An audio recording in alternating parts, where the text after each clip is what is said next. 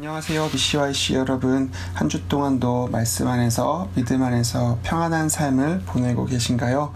우리가 비록 지금은 만나지 못하지만 함께 만나서 예배하고 함께 만나서 공동체를 알아가는 시간들을 기대하며 우리의 삶 속에서 예수 그리스도의 빛과 소금의 역할을 감당할 수 있는 저와 여러분들 될 수 있기를 간절히 소원합니다. 오늘도 우리가 함께 모여서 예사목으로 진행할 수 없지만 각자의 자리에서 각자의 골방에서 함께 말씀을 가지고 공부하고 기도하는 시간을 가졌으면 좋겠습니다. 특별히 오늘은 누가복음 18장 9절에서 14절 말씀을 가지고 바리새인과 세리라고 하는 성경 공부를 함께 진행해 보려고 합니다. 이 바리새인과 세리, 이 본문 이야기는 바리새인과 세리에 관한 예수님의 비유입니다. 스스로 의롭게 여기는 것의 위험함과 긍휼히 여김받아야 할 필요와 믿음으로 의롭게 된다는 것이 무엇인지 우리는 본 비유를 통해서 배우게 될 것입니다.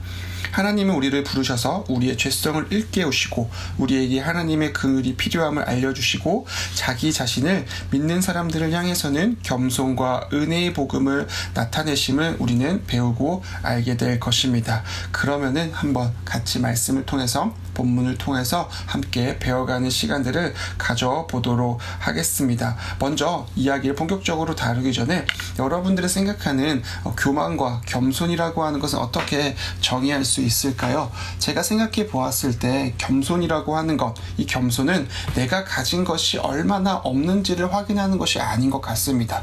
우리는 늘 겸손을 이야기할 때 내가 이것도 없습니다.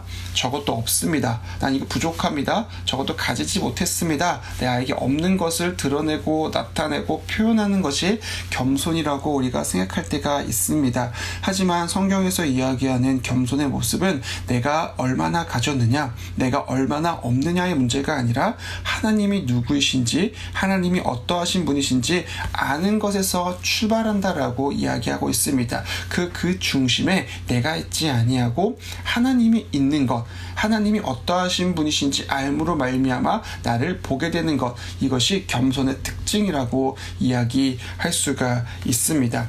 우리가 살면서 여러분 선생님들이 다 있을 것입니다. 그렇다면 여러분들의 인생 속에서 가장 기억에 남는 선생님은 어떠한 분이실까요? 어떤 사람은 좋은 인상으로 남는 선생님도 있을 것이고요. 어떤 사람은 좋지 않은 인상으로 남는 선생님이 분명히 있을 것입니다. 훌륭한 교사를 정의해 볼 때에 훌륭한 교사는 단순히 지식을 전달하는 것 이상의 역할을 할 것입니다. 학생들에게 가르쳐 줘야 할 것, 논의되는 내용들을 제대로 이해시켜 주려고 단순히 지식을 전달하는 것이 아니라 삶과 행동과 여러 가지 것들을 통하여서 보여주고 나타내주고 알게 하는 것, 이것이야말로 훌륭한 선생님들이 가지고 있는 특징이라고 이야기할 수가 있겠지요. 단순히 학생들이 시험 문제의 답을 외우게 하는 것이 아니라 정확하게 가르치고자 하는 것이 어떤 의미이고 삶에 어떠한 도움이 되는지를 분명히 짚어줄 수 있는 것, 이것이 바로 좋은 교사의 특징이라고 이야기할 수 있을 것입니다. 우리가 가지고 있는 이 기독교의 교리 가운데 하나는 오직 믿음으로 말미암는 의라고 하는 이신칭의의 교리입니다. 그런데 이 이신칭의의 교리를 우리가 단순히 배우고 단순히 아는 것, 그리고 단순히 공부하는 것, 이것으로 이신칭의가 무엇인지 우리의 삶 가운데 확 와닿지 않을 때가 너무나 많이 있습니다. 개념으로는 알겠어요. 믿음으로 말미암아 의롭게 된다라고 하는 개념은 있지만 이것이 우리의 삶에서 일상 속에서 그 다음에 어떻게 적용해야 되는지, 어떻게 생각해야 되는지 이것을 잘 모를 때가 있다라고 하는 것입니다. 하지만 예수님은 이 교리를 비유의 방식으로, 비유를 통하여서 몸소 가르쳐주시고 알려주십니다. 바로 오늘 누가복음 18장 9절과 14절의 말씀을 통해서 말이죠. 오직 믿음으로 말미암아 의롭게 된다. 하나님으로 말미암아 우리가 의롭게 된다. 바로 이 교리, 이 핵심적인 교리를 다루는 본문이 오늘 본문이라고 이야기할 수 있을 것입니다. 이제 본격적으로 말씀에 대해서 함께 공부하고 이야기해 보도록 하겠습니다. 예수님께서 무엇인가를 강조하고 하실 때 특정한 상황 속에서의 이야기들을 들려주시는 것을 우리가 보게 되어집니다. 그 대부분의 이야기들은 바로 비유를 통해서 우리에게 말씀해 주시지요. 오늘 이 누가복음 18장 9절에 14절 말씀도 비유의 말씀임을 우리는 잘 알고 있습니다. 그렇다면은 이 비유의 말씀을 누구를 대상으로 하시는 말씀이었을까요? 오늘 본문 9절 말씀에 보면은 이 사실이 기록되어져 있습니다. 또 자기를 의롭다고 믿고 다른 사람을 멸시하는 자들에게 이 비유로 말씀하시되라고 이야기하고 있습니다. 즉 1차적인 청중, 예수님의 이 비유의 1차적인 청중은 다음 두 가지를 행한 사람들을 겨냥하고 있다라는 것을 우리가 알 수가 있겠죠. 첫 번째, 자기 스스로를 의롭다고 믿는 사람들입니다. 두 번째, 다른 사람들을 멸시하는 사람들입니다. 여러분 보시면요, 자기 자신을 의롭다 생각하는 사람, 그리고 다른 사람들을 멸시하는 사람, 두 부류의 사람이 등장하는 것처럼 보입니다. 하지만 이 두 행동, 두 부류의 사람들의 연관성을 우리가 간과해서는 안 될 것입니다. 무슨 말이냐? 이 두 행동, 자기 자신을 의롭다고 믿는 것, 그리고 다른 사람들을 멸시하는 것, 이 두 행동은 서로 연결되어 있습니다. 영적 근시안이라고 이야기하고 싶어요. 영적 근시안은 영적인 교만을 초래합니다. 나 스스로를 의롭다고 믿으면 다른 사람들을 멸시하게 됩니다. 영적으로 잘 보고 멀리 보고 분명하게 보는 것이 아니라 눈앞에 있고 자기 자신밖에 보지 못하기 때문에 다른 사람들을 비참하게 만들고 멸시하게 된다라고 하는 것이죠. 다른 사람들을 멸시하면은 자신이 다른 사람들보다 자연스럽게 더 낫다라고 생각하게 됩니다. 그렇게 악순환이 계속되는 것입니다. 다른 사람들이 얕잡아보고 나는 높아지고, 다른 사람들을 얕잡아보고 자신은 더 높아지는 현상들이 발생한다라고 하는 것이지요. 이것은 잘못된 믿음에서 비롯된 것입니다. 오늘날에는 자기 힘과 노력으로 하나님께 스스로 나아갈 수 있다는 생각이 아주 잘한 생각이다라고 여겨질 때가 있습니다. 내가 하면 돼. 내가 할 수 있어. 내가 정신을 차리면 돼. 내 생각한 대로, 내가 기도한 대로, 내 마음먹은 대로 무엇이니 잘 될 거고 하나님도 나를 도와주실 것이다 라고 사람들은 생각합니다. 그러나 이러한 생각은 자기 자신을 너무나 모르기 때문에 하는 생각들입니다. 하나님을 자기 힘으로 기쁘시게 할 수 있다는 생각, 하나님을 만족시킬 수 있다라고 하는 생각, 하나님을 내가 더욱더 높일 수 있다라고 하는 생각, 즉 스스로 의로워질 수 있다라고 하는 생각은 하나님의 기준을 따라잡을 수 있는 것점으로 폄하하거나 하나님과의 단절을 초래한 모든 죄를 간과한 결과로 나타나게 되는 것입니다. 다음으로 자기 자신을 믿는 사람들은요, 다른 사람들을 멸시합니다. 당시 예수님의 말씀을 들었던 이들은 뒤틀린 시선으로 주변 사람을 보게끔 하는 잘못된 믿음들을 가지고 있었습니다. 그들은 자기 죄를 알지 못하기에 스스로 의롭다라고 생각하게 된 것입니다. 이런 일은 하나님의 기준을 사람이 다 다를 수 있는 수준으로 끌어내린 결과로 벌어집니다. 일단 자신이 의롭다라고 생각하고 다른 사람을 얕잡아보기 시작하면은 자신을 하나님께 비추어 보는 대신 주변 사람들을 보게 됩니다. 나의 신앙이 어떠한지, 나의 믿음이 어떠한지, 나의 상태가 어떠한지, 이것들을 생각할 때 하나님 앞에서 나를 두고 생각하는 것이 아니라 저 사람은 저렇게 행하는데 내가 저 사람보다는 괜찮으니 나는 썩 괜찮은 사람이다 라고 하는 이상한 평가를 하게 된다라고 하는 것이지요. 주변 사람들보다 더 잘하고 있다라고 생각하는 이 우월감이 나를 집어삼키고 나를 지배하게 된다라고 하는 것입니다. 스스로 의롭게 여기는 것이 점차 얼마나 견고해지는 지 여러분 알고 계십니까? 첫째, 스스로 의롭다고 믿으면요, 독선적으로 변해서 다른 사람들을 멸시하게 됩니다. 둘째, 멸시하던 사람들에게서 작은 죄, 작은 꼬투리, 내가 눈여겨보고 있던 그 문제들을 범하게 되면은 자신을 더욱더 신뢰하게 됩니다. 역시 내가 생각한 것이 맞았어 라고 생각을 한다라고 하는 거죠. 왜냐? 자신이 그들보다 더 의롭다라는 생각을 가지고 있기 때문입니다. 그래서 다른 사람들을 더 멸시하게 되고 천대하게 되고 우리가 입 밖으로 꺼내진 않을지 몰라도 그 사람들을 내 마음속에 얕잡아보고 내 마음속에 깔보는 일들을 하게 된다라고 하는 것이죠. 자기 의로 눈이 멀 때까지 이런 일이 걷잡을 수 없이 반복되게 되는 것입니다. 기독교는요, 그런 악순환의 고리를 깨트리고 깨부숩니다. 기독교는 내가 더 높은 사람이다라고 자랑하는 것이 아니라, 내가 저 사람보다 괜찮다라고 생각하는 것이 아니라, 내가 저 사람은 나는 행복한 사람이다라고 자기 자신을 평가하는 것이 아니라, 이 모든 교만과 다른 사람과 나를 비교하는 이 모든 의식과 생각 속에서 내려놓고 부시고 깨부시는 역할을 하는 것이 바로 하나님 앞에서 자신을 세워놓는 기독교의 역할이다라고 이야기할 수 있습니다. 복음서에 따르면요, 우리는 하나님만이 우리를 구원하신다는 것을 믿어야 하고 예수 그리스도의 의를 신뢰해야 합니다. 우리가 믿음으로 말미암아 구원을 받는다라고 하는 것은 나의 믿음이 아닙니다. 내가 믿었으니, 내가 했으니, 내가 다짐하였으니, 이것이 아니라 그리스도의 의, 그리스도의 믿음을 믿는 것, 이것이 우리가 믿음으로 말미암아 구원받는다라고 하는 것의 뜻입니다. 이 몸의 소망 무엇인가? 우리 주 예수뿐일세라고 부르는 그 찬송가의 가사처럼 말입니다. 복음은 자기 자신을 믿고 자신을 의롭게 여기려는 경향의 핵심을 찌릅니다. 또한 다른 사람들에 대해 느낄 수 있는 우월감을 깨트려 버린다라고 하는 것이죠. 구원하시는 하나님을 바라보는 한 어떤 사람도 멸시할 수 없습니다. 어떤 사람도 낮게 볼 수가 없습니다. 하나님의 긍휼이 얼마나 절실한지를 깨달은 사람이 어떻게 자신처럼 하나님의 긍휼을 구하는 사람을 낮추어 볼 수가 있을까요? 하나님 말씀 요한일서 4장 10절에서 11절 말씀은요, 이렇게 기록합니다. 사랑은 여기 있으니 우리가 하나님을 사랑한 것이 아니요 하나님이 우리를 사랑하사 우리 죄를 속하기 위해 화목제물로 그 아들을 보내셨습니다. 사랑하는 자들아, 하나님이 이같이 우리를 사랑하셨은즉 우리도 서로 사랑하는 것이 마땅하도다. 아멘. 계속해서 살펴보겠습니다. 예수님의 비유는요, 성전에서 기도하는 두 사람을 조명해주고 있습니다. 바로 우리가 알고 있는 바리새인과 세리입니다. 먼저 바리새인의 기도부터 살펴보도록 하겠습니다. 오늘 본문 10절에서 12절까지의 말씀인데요. 두 사람이 기도하러 성전에 올라가니 하나는 바리새인이요 하나는 세리라. 바리새인은 서서 따로 기도하여 이르되, 하나님이여, 나는 다른 사람들 곧 토색, 불의, 간음을 하는 자들과 같지 아니하고 이 세리와도 같지 아니함을 감사하나이다. 나는 이래에 2번씩 금식하고 또 소득의 11조를 드리나이다 하고. 아멘.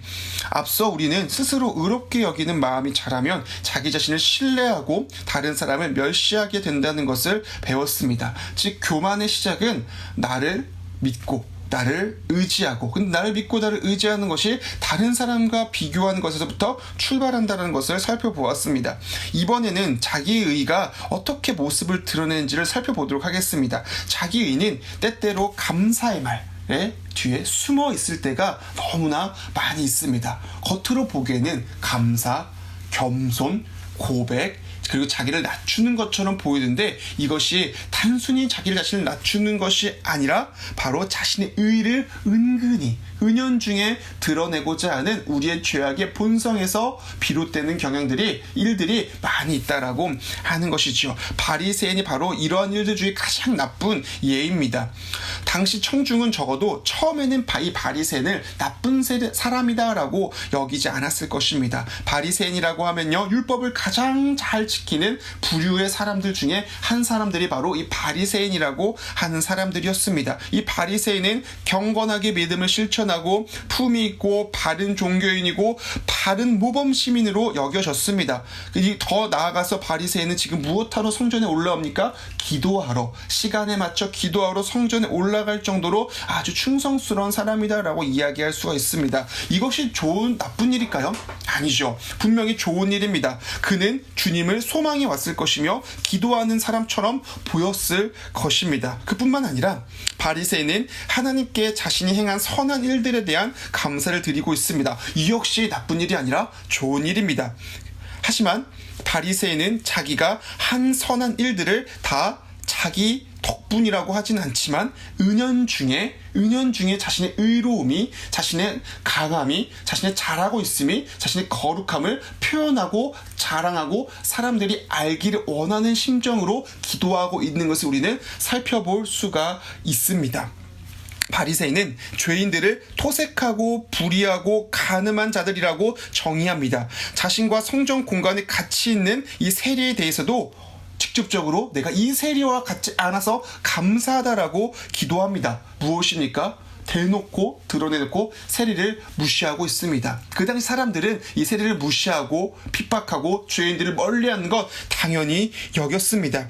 그는 자신에 관해서는 잘 모르고 있습니다. 주변 사람들에 관해서만은 확실히 알고 있습니다. 이상하지 않습니까? 내가 기도하고 하나님 앞에 자신을 세워가고 하나님의 뜻을 알아가는 기도의 자리인데 내가 누구인지, 하나님 앞에서 내가 누구인지를 확인하는 것이 아니라 저 사람들, 다른 사람들의 어떠한 것 같지 아니함, 다른 사람들 부정한 것 같지 아니함 때문에 내가 잘하고 있다. 그리고 내가 행하는 여러 가지 일 때문에 나는 괜찮은 사람이다라고 하는 평가를 스스로에게 내리고 있다라고 하는 것입니다. 이를 통해서 알 수 있는 것이 무엇이냐면은 그는 기도하고 있지만 그는 사람들이 보기에는 하나님께 가까이 가는 것처럼 보일지 모르지만 하나님을 진심으로 바라지 않고 주변 사람들만 보고 있다는 것을 우리가 알 수가 있습니다. 그런데 그냥 봅니까? 주변 사람들을 내려다보고 있습니다. 그가 진실로 하나님의 어미하심을 알았다면, 하나님의 영광과 하나님의 크심을 알았다면 그 자신도 세리처럼 긍휼을 구해야 하는 비열한 죄인임에도 불구하고 그는 여전히 자기 자신은 다른 사람보다 조금 더 나은 괜찮은 사람이다라고 이야기합니다. 그뿐입니까? 바리새인은 자신이 금식도 하고 11조도 드린다라고 기도합니다. 그가 기도하는 내내 나를 얼마나 반복하는가에 여러분 주목해 보십시오. 바리새인은요, 하나님을 언급하면서도 자기 중심입니다. 기도하는데 자기 중심이에요. 하나님 앞에 나아가는 것이 아니라 내가 누구인지를 드러내고 알리고자 하고 싶어 한 것이었습니다. 자기 정당화를 하고 있는 것입니다. 하나님, 내가 이렇게 했으니까 의롭지 않습니까? 이렇게 해서 잘하고 있지 않습니까? 저 사람과 다르게 나는 너 거룩한 사람이 아닙니까? 라고 자기 정당화를 하는 것입니다. 자기 정당화가 무서운 것은요, 스스로 알아차리지 못하기 때문입니다. 우리는 종교 행위를 통해서 하나님과 좋은 관계를 맺는다라고 생각할 때가 있습니다. 왜냐? 그렇게 생각하는 것은요, 우리가 자신이 아니라 하나님을 믿는다라고 기도하기 때문입니다. 또한 주변 사람들보다 자신이 더 잘하고 있다라고 생각하기 때문입니다. 스스로 의롭게 여기면 냄새가 나기 마련인데 안타깝게도 그 냄새를 맨 마지막에 맡는 사람이 바로 자신입니다. 내가 이런 일을 하니까, 내가 이런 일들을 내가 봉사하니까, 내가 섬기니까, 내가 기도의 자리까지는 나오니까 나는 괜찮은 사람이다라고 착각하고 이야기하지만 그런 모습들이 다른 사람들 앞에서, 하나님 앞에서 냄새나는 일이다라고 이야기하고 있습니다. 그리고 누가 그걸 가장 마지막에 깨닫는다고요? 바로 자기 자신입니다. 이 이야기는 자기 정당화의 늪에 빠지기가 얼마나 쉬운지를 보여줍니다. 하나님과 사람들 앞에 자기 선행을 모조리 진열하면서 그 선행이 자신의 위상을 높여줄 것이다 라고 생각합니다.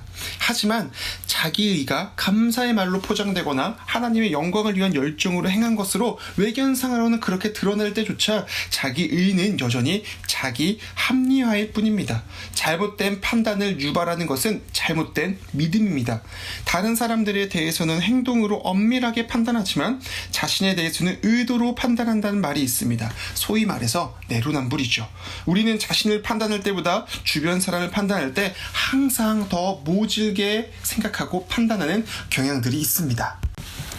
자, 이제 바리새인과 대조되는 세리의 기도에 대해서 한번 같이 살펴보도록 하겠습니다. 세리는 앞서 살펴본 성전에 있어서 자기 자신에 관해 기도했던 바리새인과는 매우 다른 모습으로 기도하는 것을 보게 되어집니다.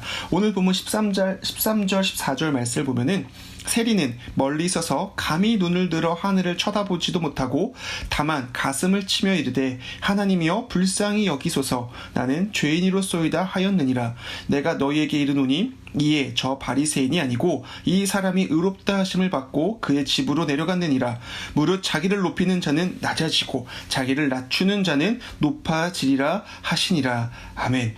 여러분, 바리새인, 우리가 앞에서 보았던 이 바리새인과 지금 살펴보고 있는 세리의 차이점을 혹시 아시겠습니까? 바리새인은요, 관심의 대상으로 성전에 서 있습니다. 그러니까 모든 사람들의 관심을 받는 사람이다라고 하는 거죠. 하지만 반면 세리는 조롱의 대상으로 멀찌감치 서 있습니다. 멀찌감치 서 있는다. 사회적으로 그래도 그 성전에서 그는 당당하게 자연스럽게 그 공동체와 사람들 무리에 끼지 못한다라고 하는 것입니다. 또 바리새인은 어떻습니까? 하나님 앞에서 자신에 관해서 기도하는 것입니다. 하지만 세리는 어떻습니까? 하나님이 긍휼히 여겨주시기를 기도하고 있습니다. 또 바리새인은 자신에 관해 기도하면서 나라는 말을 거듭하면서 사용하지만 이 세리는 자신을 나무라면서 겸손하게 가슴을 여러 번 치는 것을 보게 되어집니다.